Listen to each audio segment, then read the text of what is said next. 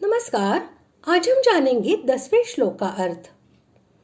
उदासीन वदासीनम इस पद से भगवान में जो कर्तापन का अभाव दिखलाया गया, अब उसी को स्पष्ट करने के लिए कहते हैं। श्लोक 10वां।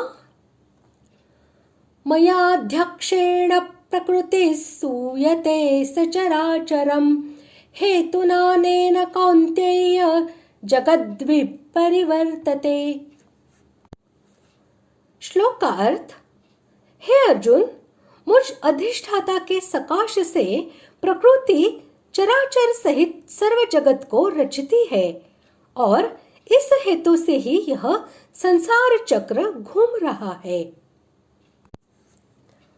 मया पद के साथ अध्यक्षेण विशेषण देकर भगवान ने यह भाव दिखलाया है कि जगत रचनादि कार्यों के करने में मैं केवल अपनी प्रकृति को सत्ता स्फूर्ति देने वाले अधिष्ठाता के रूप में स्थित रहता हूँ और मुझ अधिष्ठाता से सत्ता स्फूर्ति पाकर मेरी प्रकृति ही जगत रचनादि समस्त क्रियाएं करती है।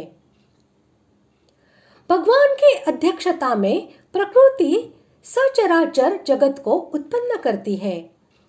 जिस प्रकार किसान अपने अध्यक्षता में पृथ्वी के साथ स्वयं बीज का संबंध कर देता है, फिर पृथ्वी उन बीजों के अनुसार भिन्न भिन्न पौधों को उत्पन्न करती है, उसी प्रकार भगवान अपने अध्यक्षता में चेतन समूह रूप बीज का प्रकृति रूप भूमि के साथ संबंध कर देते हैं।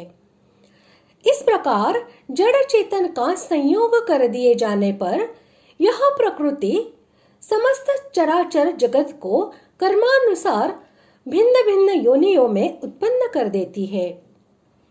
यह दृष्टांत केवल समझाने के लिए ही दिया गया है। वस्तुतः भगवान के साथ ठीक ठीक नहीं घटता, क्योंकि किसान अल्पज्ञ, अल्पशक्ति और एकदेशीय है तथा वह अपनी शक्ति देकर जमीन से कुछ करवा भी नहीं सकता। परंतु भगवान तो सर्वज्ञ, सर्वशक्तिमान और सर्वव्यापी है तथा उन्हीं की शक्ति तथा सत्ता स्फूर्ति पाकर प्रकृति संपूर्ण जगत को उत्पन्न करती है। इसी हेतु से यह संसार चक्र घूम रहा है। इससे भगवान ने यह दिखलाया है कि मुझ भगवान की अध्यक्षता और प्रकृति का कर्तृत्व इन्हीं दोनों के द्वारा चराचर सहित समस्त जगत की उत्पत्ति, स्थिति और संहार आदि समस्त क्रियाएं हो रही है। भगवान संसार की रचना प्रकृति को लेकर करते हैं और प्रकृति संसार की रचना भगवान की अध्यक्षता में करती है। भगवान अध्यक्ष है, इसी हेतु से जगत का विविध परिवर्तन होता है। हेतु नानेन जगद्वीप परिवर्तते। वह विविध परिवर्तन क्या है? जब तक प्राणियों का प्रकृति और प्रकृति के कार्य शरीरों के साथ मैं और मेरापन बना हुआ है, तब तक उनका विविध परिवर्तन होता ही रहता है।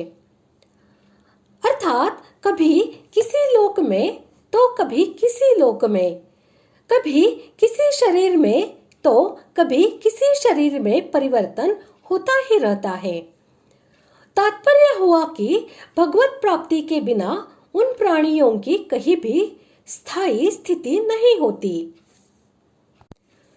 वे जन्म मरण के चक्कर में घूमते ही रहते हैं। इस प्रकार आज हमने 10वें श्लोक का अर्थ जान लिया है। अगले भाग में जानते हैं 11वें श्लोक का अर्थ। धन्यवाद।